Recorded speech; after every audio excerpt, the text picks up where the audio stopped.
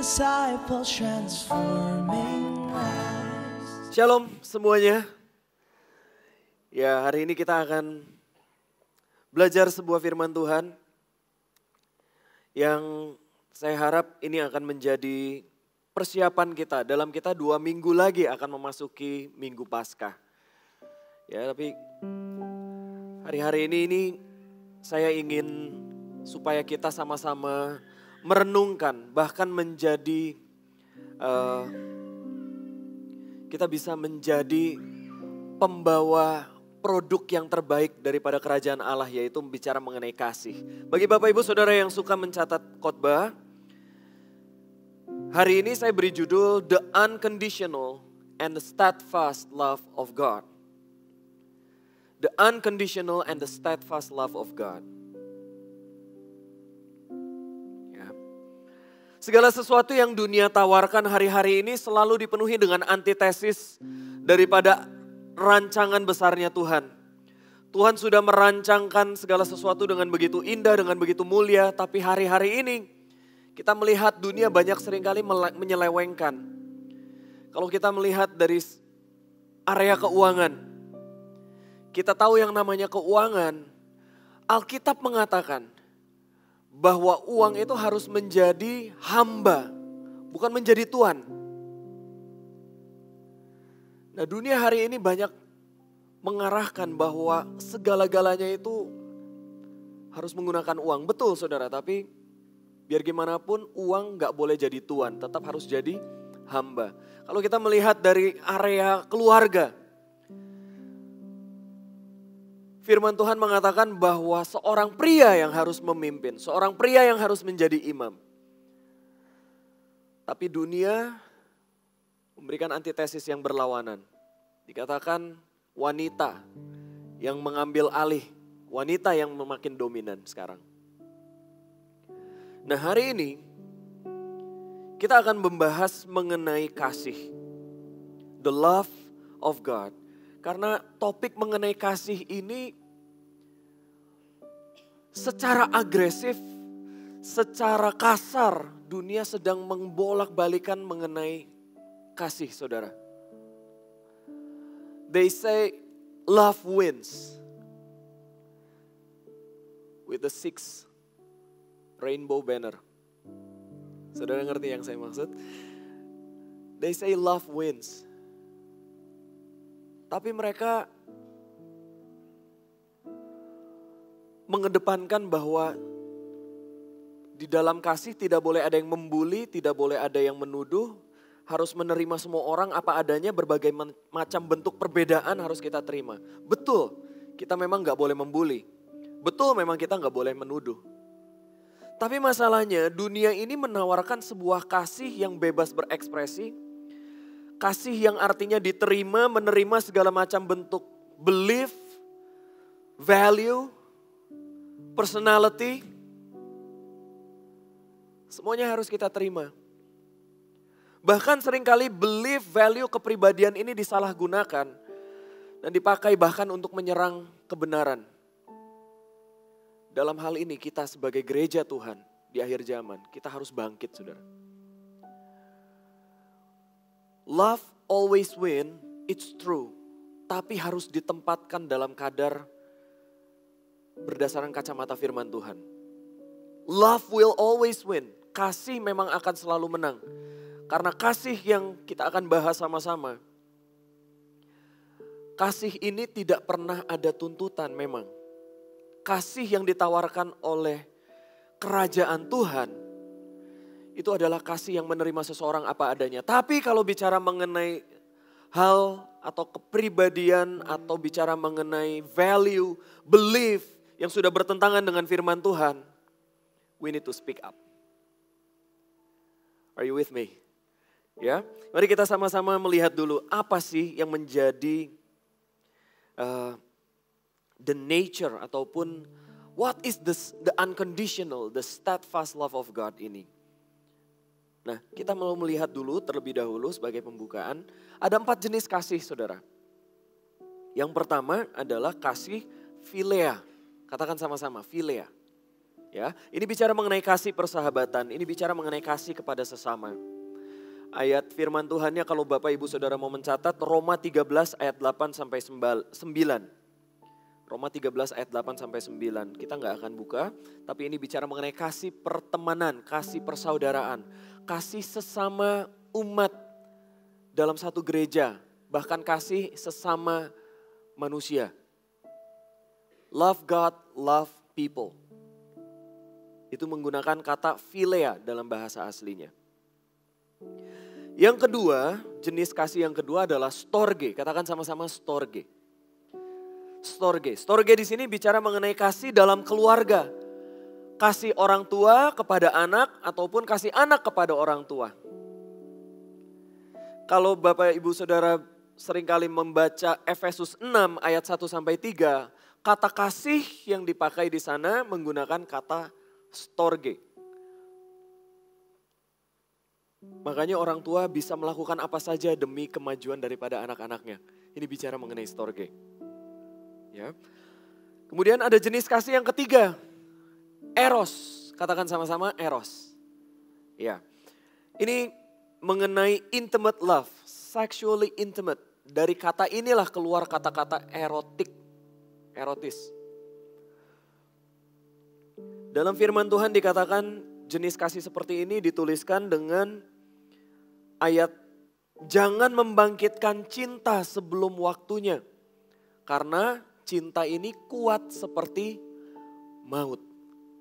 Jangan membangkitkan eros sebelum waktunya karena eros ini kuat seperti maut. Harus dilakukan dalam koridor pembekatan pernikahan kudus. Harus dilakukan antara pasangan suami dan istri. Harus dilakukan dalam koridor takut akan Tuhan. Nah, untuk yang keempat, saudara, jenis kasih yang keempat adalah agape. Katakan sama-sama agape. Yes, ini kasih Allah yang sejati. Karena begitu besar agape Allah akan dunia ini, maka ia mengaruniakan anaknya yang tunggal, Tuhan kita. Sehingga barang siapa yang percaya kepadanya tidak binasa melainkan beroleh hidup yang kekal. Yohanes 3 ayat 16 menggunakan kata agape. Karena ini bicara mengenai tanpa melihat siapa kita, seberapa kotor, seberapa najisnya kita. Apapun latar belakang saudara dan saya. Apapun prestasi ataupun hal yang bisa kita banggakan secara rohani, Tuhan gak menganggap itu semua. Karena Tuhan tetap memilih kita sebagai objek kasih-Nya. Ya. Nah, 3 kasih yang pertama, saudara, philea, storge, dan eros, biasanya menggunakan prasyarat untuk bisa diterapkan. Sedangkan agape tidak mengenal syarat. Agape tidak membutuhkan seseorang untuk perlu achieve certain things untuk bisa akhirnya agape ini keluar. Enggak seperti itu. Saya kasih contoh. Kalau dalam kehidupan kita sebagai philea, misalnya ya kita lagi praktek philea. Mungkin dari kita bisa bilang, Natal 2020 saya kasih kamu kado loh. Natal 2021 saya kirim kamu kado juga. Natal 2022 sama, saya kirim kamu kado juga. Tapi sedikit pun kamu belum pernah ngasih kado balik ke saya. Ya udah kalau gitu Natal 2023 saya nggak mau kasih kamu kado. Ini bisa bicara mengenai kasih yang sangat bersyarat. Atau ada lagi mungkin kamu pinjam uang sama saya, oke nggak apa-apa. Saya anggap hutang kamu lunas, saya nggak akan tagih. Tapi sedikit pun kamu nggak boleh muncul di dalam muka saya ya. Gak boleh, saya nggak mau lihat kamu lagi. Oh ini juga sama saudara, masih sangat bersyarat. Kasih agape tidak ada syarat. Kasih agape itu tidak pernah menuntut. Kasih agape itu Ibaratnya nih kita kalau misalnya janji hari ini, Tuhan saya mau berhenti merokok. Tuhan saya mau berhenti buka website porno. Tuhan saya berhenti, saya janji Tuhan saya mau berhenti enggak marah-marah lagi. Tuhan saya janji saya enggak akan berkata dusta lagi Tuhan. Tapi ternyata masih melakukan. Bersyukur loh, Tuhan itu tetap mengasihi kita.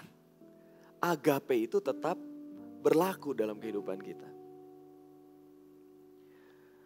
Nah, 3 kasih yang lain tadi, eros, philea, dan storge ini biasanya menuntut kepada apa yang kita bisa terima. Sedangkan agape membuat levelnya itu jadi naik, menjadi apa yang kita bisa berikan.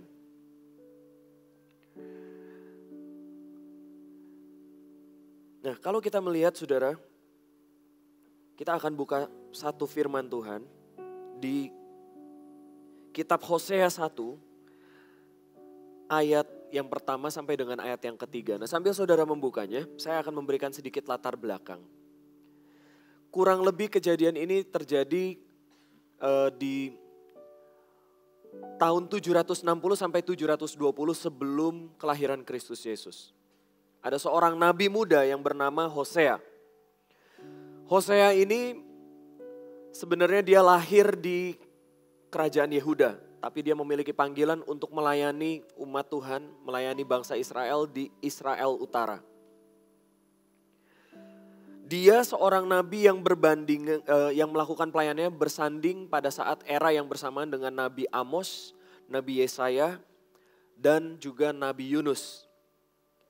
Setelah kematian daripada Nabi Elisa. Ya, jadi Hosea ini merupakan seorang nabi muda yang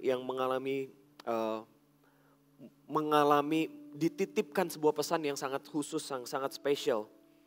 Nah, kita lihat dari Hosea 1 ayat yang pertama dikatakan seperti ini saudara. Firman Tuhan yang datang kepada Hosea bin Beri pada zaman Uzia, Yotam, Ahaz, dan Hizkia raja-raja Yehuda. Dan pada zaman Yerobeam bin Yoas, raja Israel. Stop sampai di sini. Saya berikan tambahan sedikit saudara.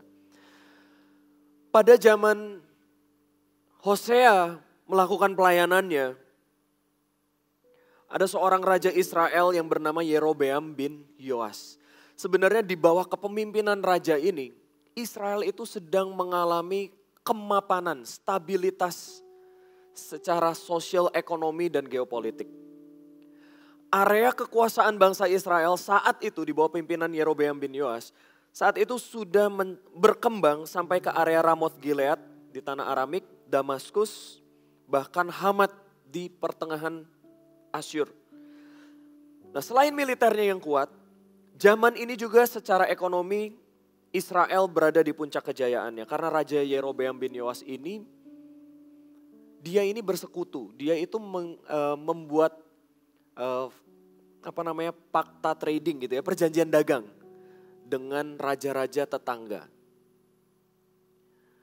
Namun sangat disayangkan secara moralitas, justru ini merupakan titik yang terendah dari sejarah bangsa Israel.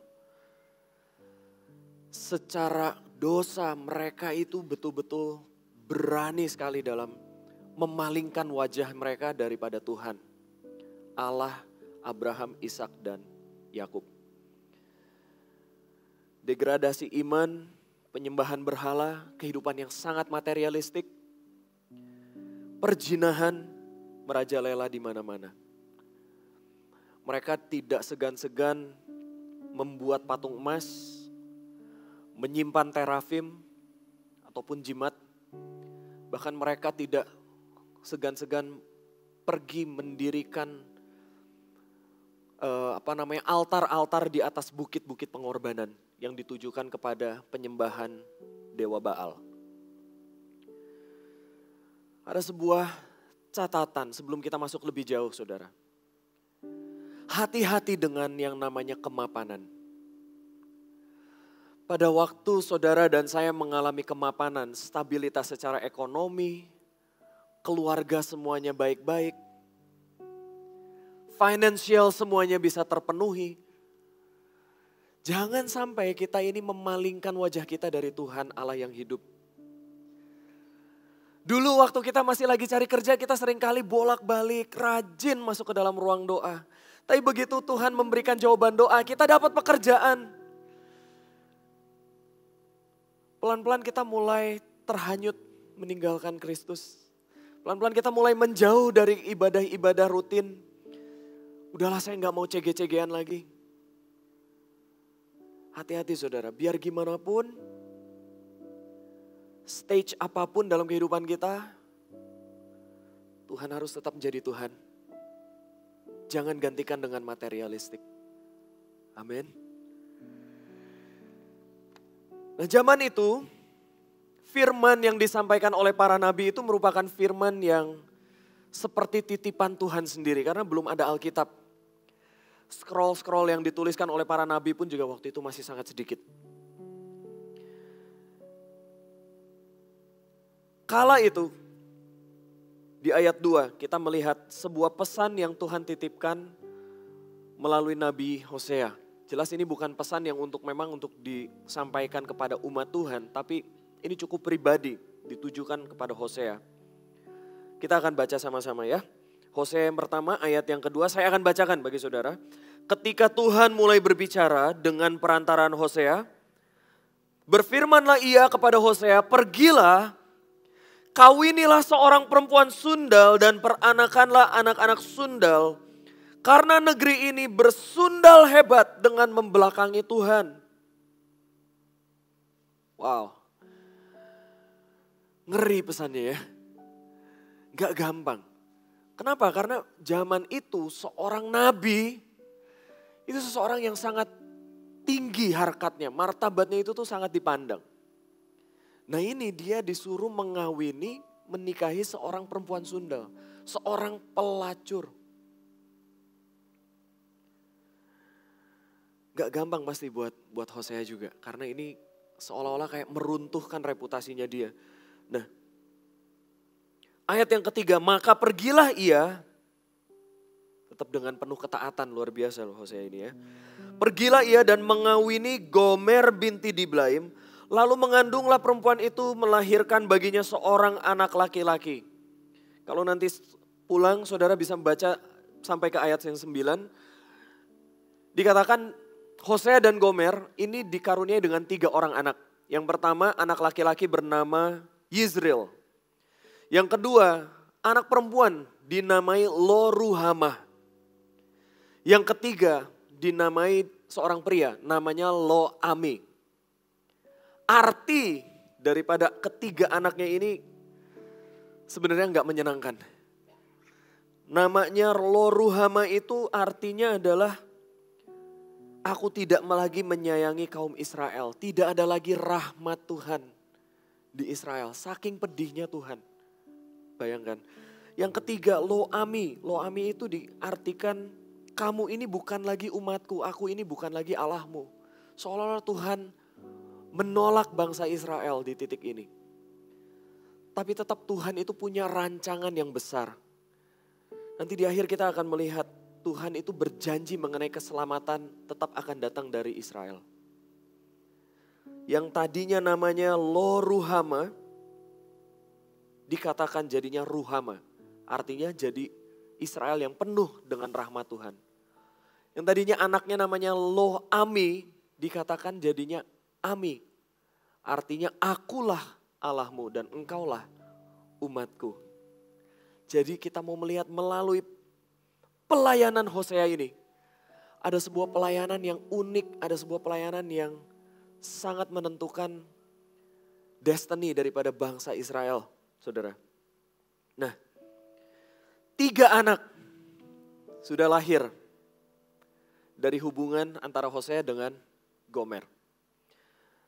Saya persingkat ceritanya. Kalau Bapak Ibu nanti berkesempatan bisa membacanya. Tapi kurang lebih kira-kira Gomer ini karena dia memiliki latar belakang sebagai seorang perempuan sundal. Namanya kesetiaan itu menjadi sebuah komoditi yang cukup sulit untuk dia penuhi. Gomer ini terbiasa pindah dari pelukan satu laki-laki kepada pelukan laki-laki yang berikutnya. Satu kali kemungkinan besar dia ini berjalan di tengah-tengah sebuah market dan dia mulai melihat ada sebuah perhiasan yang dia ingini. Wah, kayaknya ini bagus, kalau saya bisa punya ini kayaknya oke. Tapi ternyata dia gak bisa beli. Ada kebutuhan-kebutuhan lain, ada keinginan-keinginan lain yang dia gak bisa penuhi. Suaminya gak bisa penuhi. Akhirnya dia mulai mikir, kayaknya saya mesti balik kerja deh. Oke deh, saya mulai balik kerja aja. Dan dari pengalamannya dia, yang dia tahu pekerjaan ya adalah menjadi perempuan sundal. Dia mulai menjalin lagi hubungan-hubungan dengan pria-pria yang tidak seharusnya. Dia mulai lagi menjalin hubungan-hubungan dengan pria-pria hidung belang. Lama-kelamaan Gomer ini mulai keluar dari rumah Hosea, mulai menjauh dari ketiga anaknya. Dan ditinggallah Hosea dengan 3 orang anak. Yang waktu itu mungkin masih kecil-kecil, masih muda. Sedangkan Hosea sebagai seorang nabi, sebagai seseorang yang sangat dihormati, dia terus-menerus mendoakan Gomer. Dia menanti-nantikan pertobatan Gomer. Dia menunggu kapan Gomer ini bisa kembali. Saya mesti cari kemana istri saya ini. Dia mungkin mulai berjalan ke rumah orang tuanya. Ke rumah orang tuanya Gomer. Ditanya, Gomer datang ke sini enggak? Tapi enggak ada. Akhirnya dia mulai berpikir hal yang sama. Kemungkinan besar Gomer ini kembali kepada kehidupan lamanya. Dari segi Gomer sendiri kalau kita melihat, Gomer ini pada waktu dia mulai membangun hubungan dengan pria-pria hidung belang. Kita tahu saudara, yang namanya di luar pemberkatan pernikahan kudus, seorang pria itu akan mengumbar komitmen demi mendapatkan seks. Sedangkan bagi seorang wanita, wanita itu akan mengumbar seks demi mendapatkan komitmen. Dan ini gak ketemu. Gomer mengalami hal ini. Dan Gomer tahu bahwa dia gak selamanya, dia gak sepenuhnya bisa terus-menerus memenuhi kebutuhan daripada pria-pria hidung belang ini. Dan pria-pria hidung belang ini, mereka orang-orang yang punya kedudukan, punya posisi, punya harta. Begitu Gomer gak bisa diatur, dia akan serahkan Gomer ini kepada preman-preman zaman itu. Dan akhirnya Gomer pun dihempaskan, dibuang seolah-olah. Masuklah kembali kepada sex slave industry. Dan Gomer pun dilelang. Sampailah kita di Hosea 3 ayat yang pertama. Kita baca sama-sama saudara. Berfirmanlah Tuhan kepadaku, pergilah lagi. Tuhan berfirman kembali kepada Hosea. Pergilah lagi, cintailah perempuan yang suka bersundal dan berzina. Seperti Tuhan juga mencintai orang Israel sekalipun mereka berpaling kepada Allah-Allah lain dan menyukai kue kismis.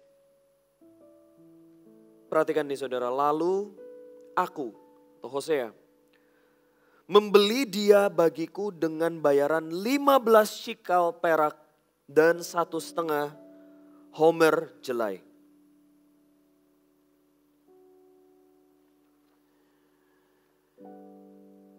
$15 shikal perak dan 1,5 homer jelai. Ini momen yang rasanya buat Gomer, ini momen yang pastinya sangat memalukan. Dia lagi berdiri di tengah-tengah panggung, dia lagi dilelang. Mungkin ada orang-orang pria-pria yang lagi nawar juga, tiba-tiba berdiri satu orang. Yang adalah Hosea, suaminya sendiri. Dan Hosea mulai melemparkan biddingnya. Dia langsung melakukan bidding dengan harga yang sangat overpriced. 15 shikal perak, 1,5 homer jelai. Kalau saya jadi temannya Hosea saat itu, saya ada di titik itu, saya akan protes sama Hosea. Kamu ngapain bayar? Kamu ngapain menebus seseorang yang sebenarnya ini istri kamu sendiri?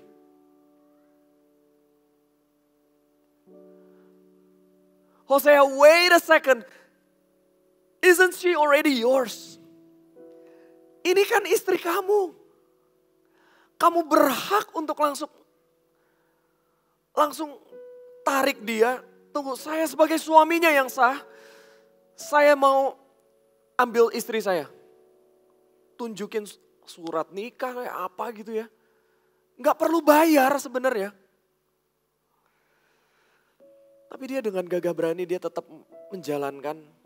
No, I still want to pay for this lady. She's already mine, yes. Gomer ini istri saya. Tapi saya akan tetap bayar. Saya akan tebus dia dengan 15 shikal perak dan 1,5 homer jelai. 1 shikal perak itu sama dengan gaji 4 hari. 15 shikal perak artinya ditebus dengan 60 hari. Padahal untuk mendapatkan jasa seorang Gomer, paling juga sekitar 1 dinar 1 hari. Kalau misalnya mau dipukul sebagai jasa untuk 1 harian. Tapi ini ditebus 60 kali lipat. It's very much overpriced. Ini mengingatkan saya dengan apa yang Kristus lakukan dalam kehidupan saudara dan saya. It's very much overpriced. Sangat berlebihan. Dia menebus kita yang sebenarnya kita ini loh miliknya Tuhan. Mazmur 24 ayat 1 mengatakan, Tuhanlah empunya bumi serta segala isinya. Dan dunia serta semua yang diam di dalamnya. Dalam bahasa Inggrisnya dituliskan, the earth is the Lord's and everything in it. The world and all its people belong to Him. Saudara dan saya ini milik Kristus. Saudara dan saya ini kepunyaan Tuhan, tapi Dia tetap menebus saudara dan saya dengan harga yang begitu mahal, yaitu darah yang tidak bercelah, darah anak domba, putra tunggal surga.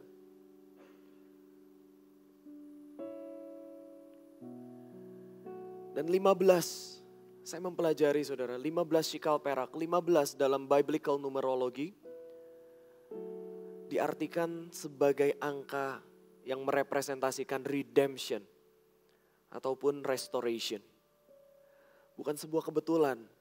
Hosea itu menebus Gomer. Seolah-olah mau memberikan pernyataan kepada dunia. I redeem my wife. Even though she's already mine. Saya tetap menebus istri saya. Sekalipun dia ini sebenarnya istri. Tapi saya akan tetap bayar harganya. Dia memiliki komitmen. Saya baca ini saudara, saya terharu. Kok Tuhan itu bisa ya? Tetap menyatakan kasih-Nya dengan luar biasa dalam kehidupan kita. Dan kalau kita melihat.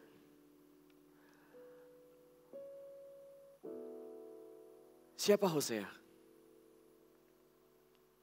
Ini merupakan gambaran daripada Tuhan kita Yesus Kristus.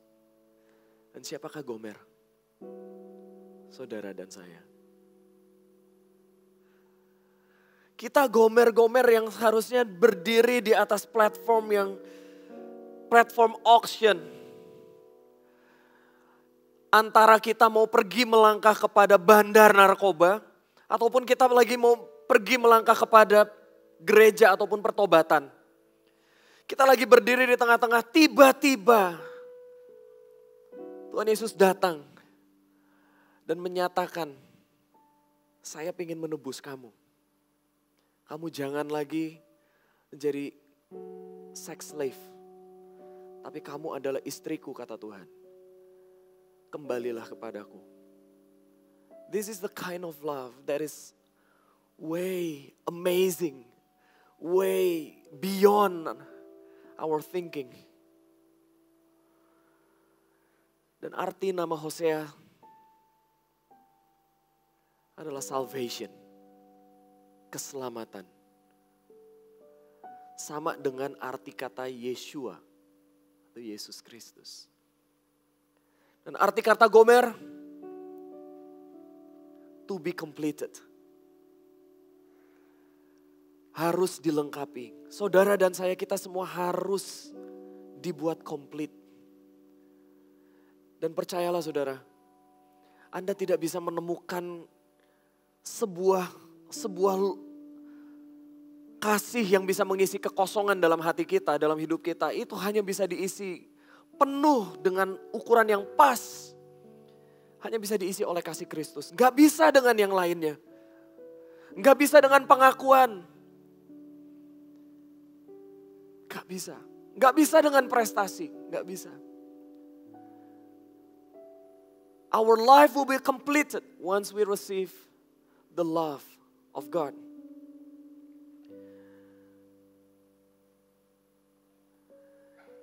1 Yohanes 4 ayat yang ke-7 sampai ayat yang ke-10 saya akan bacakan bagi saudara. Ditulis oleh Rasul Kasih. Dengan judul perikop, Allah adalah kasih.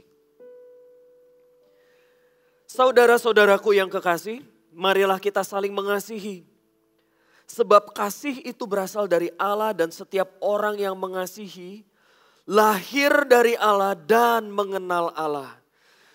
Di poin ini, di ayat ini saya tahu. Ternyata yang namanya mengampuni, yang namanya mengasihi, yang namanya menerima seseorang tanpa syarat. Itu memang sulit untuk dilakukan kalau kita belum memiliki Kristus lahir kembali dalam hati kita. Kalau belum ada Yesus,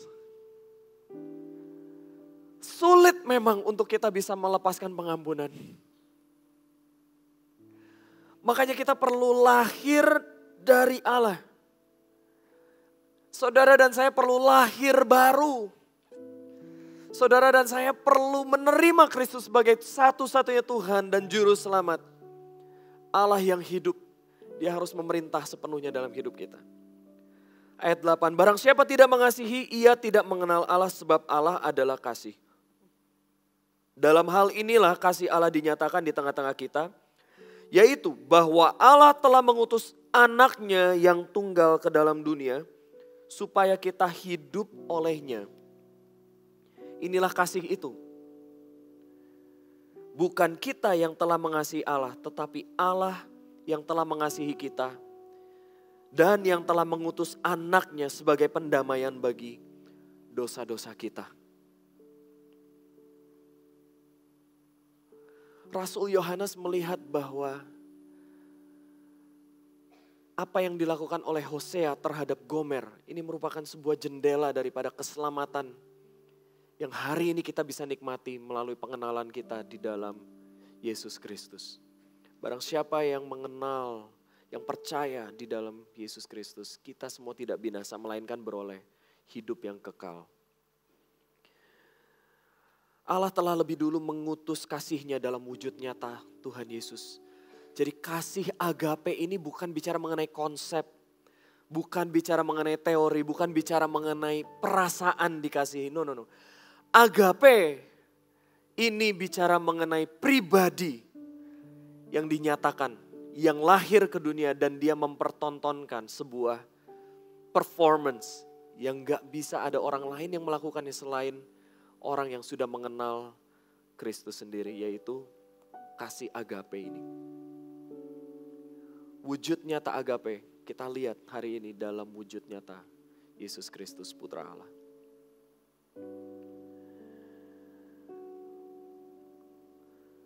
Pada waktu saya mempersiapkan materi ini, ada sebuah lagu saudara yang comes up on my mind. Yang cukup merepresentasikan sebuah kasih, the amazing love of Christ. Liriknya berkata seperti ini. Before the world began, you were on His mind.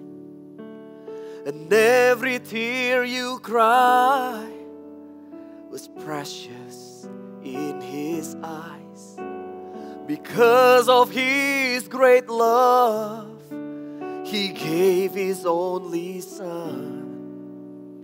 So everything was done so you would come. There's nothing you can do to make Him love you more.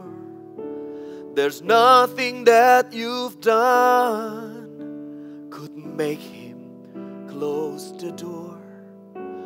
Because of His great love, He gave His only Son.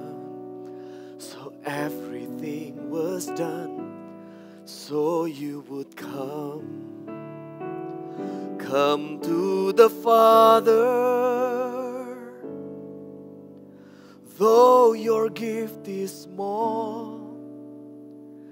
Broken heart, broken life, He will take them all. The power of the Word, the power of His blood, everything was done so you would come. Come to the Father, though your gift is small. Broken heart, broken life, He will take them all. The power of the Word, the power of His blood, everything was done so you would come. You should come right now, church. Gak ada satu hal pun yang kita lakukan yang bisa membuat Tuhan kita berhenti mengasihi kita. Gak ada satu hal pun yang kita bisa lakukan untuk bisa membuat Tuhan menutup pintunya, gak lagi mau peduli dalam kehidupan kita. This is the amazing love of God. Setidaknya ada 3 karakter dari kasih agape ini yang saya rindu untuk kita sama-sama belajar sore hari ini, saudara. Yang pertama adalah tidak tergantung dari perbuatan, tidak tergantung dari prestasi, atau bahkan sikap hati kita. Kasih Tuhan akan tetap ada dan berlaku dalam hidup kita.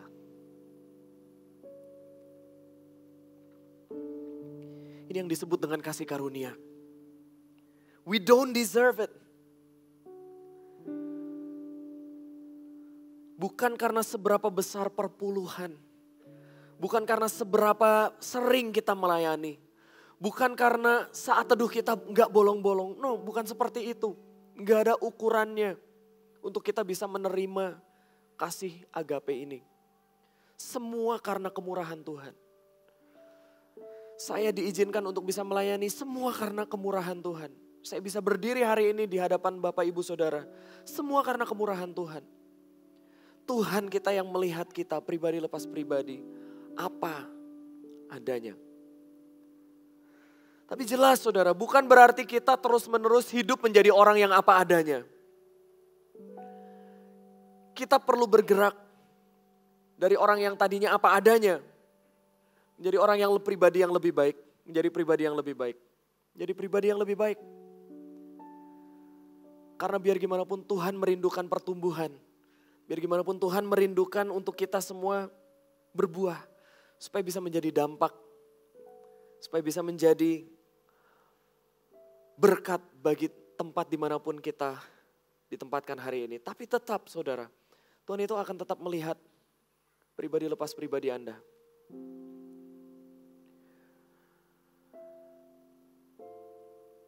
Hukum Taurat, perhatikan nih saudara. Hukum Taurat menuntut kita untuk melakukan apa yang benar.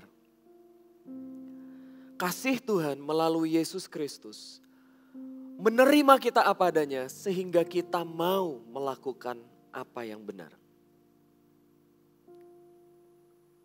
Sekali lagi saya akan sampaikan, hukum Taurat menuntut kita untuk melakukan apa yang benar. Tetapi kasih Tuhan melalui Yesus Kristus menerima kita apa adanya sehingga membuat kita melakukan apa yang benar. Poin yang kedua. Kasih agape ini bukan cuma bicara berani berkorban untuk orang yang dia cintai. Tapi kasih agape ini juga menyatakan berani berkorban untuk orang-orang yang bahkan tidak layak untuk dicintai. Di hadapan Hosea, Gomer ini Gomer yang menginisiasikan perceraian sebenarnya.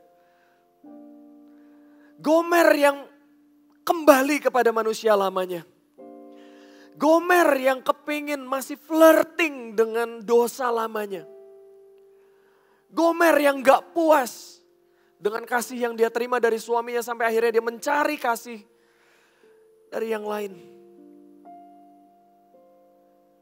Bagi kebanyakan orang, Gomer udah tidak layak untuk dicintai. Tapi di mata Hosea, dengan kemurahan Allah, dengan kacamata kasih agape, Hosea tetap memilih untuk mengasihi Gomer.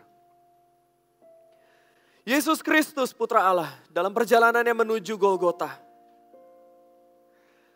Dia dimaki, dia diludahi, dia dicambuk, dia dikenakan mahkota duri. Dia diolok-olok, dia difitnah, tapi tidak pernah sedikit pun satu ayat di firman Tuhan mengatakan Yesus berupaya untuk membalas. Gak ada, saudara. Gak ada. Yesus Kristus putra Allah menjadi contoh nyata dari kasih agape. Dia menghidupi kasih agape. Dia tetap memilih untuk mencintai orang-orang yang bahkan tidak layak untuk dicintai. This is a whole new different level. Gak ada kasih yang seperti ini sebelumnya. Dan kita, hari ini kita gak mungkin bisa mengecewakan Tuhan. Kenapa? Bukan karena kitanya yang seringkali, bukannya kita yang udah hidup kudus, bukannya kita yang udah hidup benar, hidup suci, bukan. Tapi justru Tuhan kita ini loh gak pernah nuntut apapun dalam kehidupan kita. It doesn't give us the license to sin. Bukan berarti kita jadi punya kesempatan, udah kalau gitu kita berbuat dosa. No, bukan seperti itu. Justru orang yang menerima kasih Tuhan, kita akan berlomba-lomba untuk menyenangkan hati Tuhan dan menjadi serupa dengan Tuhan. Kita pengen membawa hidup kita ini menjadi korban syukur, korban pujian buat Tuhan. Yang ketiga, saudara. Semakin kita belajar mengenai Allah, semakin kita belajar mengenal Allah, maka kasih yang kita tunjukkan ini pun semakin tidak bersyarat. Sebaliknya, semakin kita jauh dari Tuhan, maka kasih kita akan semakin bersyarat. Semakin kita dekat sama Tuhan, maka agape itu akan semakin menginfuse atau memasuki ke dalam kehidupan kita. Kita akan semakin bisa agape di dalam filea kita. Storge kita pun juga setidaknya akan memiliki satu fondasi. Kita jadi punya kasih Allah akan di dalam storge kita. Demikian juga dengan eros kita. Kita jadi tiba-tiba mendrop semua tuntutan kepada orang-orang yang kita kasihi ini. Saya berikan satu contoh, saudara. Dalam kasih storge saya kepada anak-anak. Saya bilang sama anak-anak, kamu mau dipanggil gak nyaut? Kamu mau bikin mami dedi sedih? Kamu mau gak taat? Kamu mau performance tapi udah gitu ternyata performance-nya dia gak latihan dan akhirnya performance-nya gagal. Kamu mau nilai tesnya fail? Kamu perlu tahu bahwa selamanya kamu itu menjadi anaknya mami dan dedi. Mami dan dedi akan tetap terima kamu apa adanya. Di titik itu, anak-anak tiba-tiba punya identity yang kuat. di titik itu ternyata anak-anak jadi punya kerinduan. Dia malah kepengen menyenangkan papa mamanya. Saya bilang, saya pulang dari kantor, gak usah bawain minuman, gak usah kamu pijit-pijitin Daddy, gak apa-apa, kamu toh tetap jadi anaknya Mami dan Daddy. I still love you, I still call you as my children. Pada waktu saya ngomong kayak gitu loh, anak-anak nih malah jadi bawain minuman buat saya, datang pijit-pijitin kaki. Dengan otomatis mereka itu tiba-tiba jadi, wow, saya ini diterima dengan apa adanya loh. Semakin kita mengenal Allah kita jadi gak punya tuntutan apa-apa, semakin tidak bersyarat kasihnya. Kita gak lagi menetapkan syarat-syarat tertentu untuk kita mengasihi istri atau suami. Istri mau masak, mau enggak, suami tetap mengasihi istri. Istri mau menyiapkan baju kalau lagi mau bepergian atau malah suaminya yang harus menyiapkan baju pada waktu mau bepergian. Suami tetap mengasihi sang istri. Tiba-tiba syaratnya semua jadi kita drop. Kasih kita kepada istri, kepada suami, kepada anak-anak. Kasih kita kepada rekan kerja, kasih kita kepada teman-teman pelayanan. Semuanya jadi tidak ada syaratnya, saudara.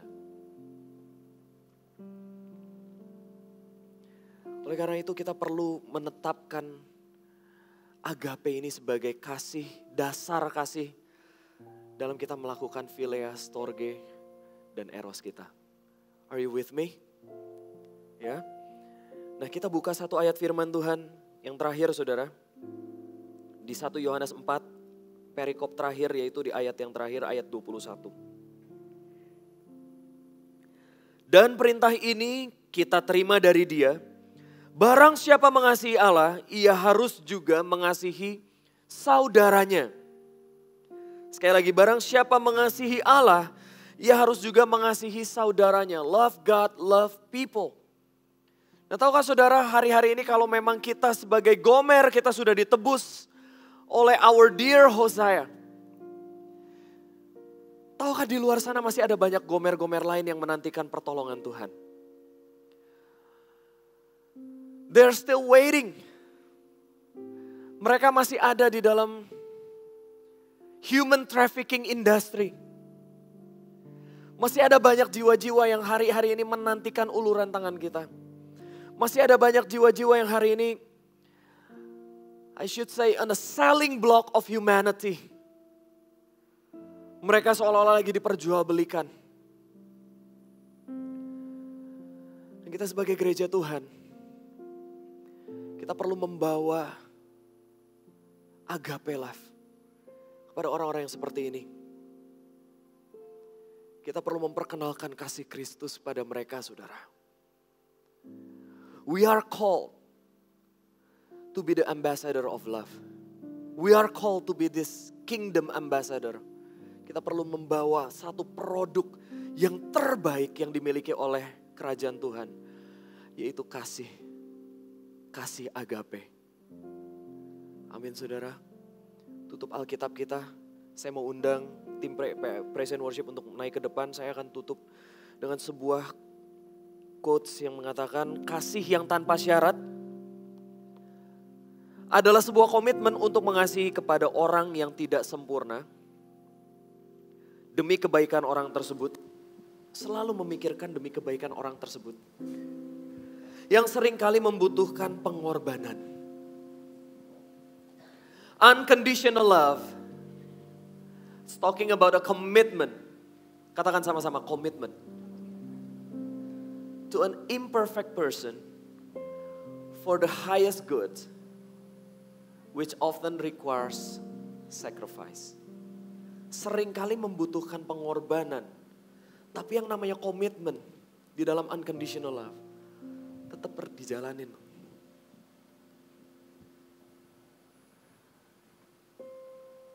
Ini yang Yesus lakukan untuk saudara dan saya. Mari kita mempraktekkan kasih agape sama seperti Tuhan Yesus. Menerima kita apa adanya, kita juga perlu memberikan kasih yang sama ini. Untuk menerima orang-orang di sekitar kita dengan apa adanya. Karena kita dipenuhi dengan kasih yang daripada Tuhan. Amin. Making disciples, transforming lives.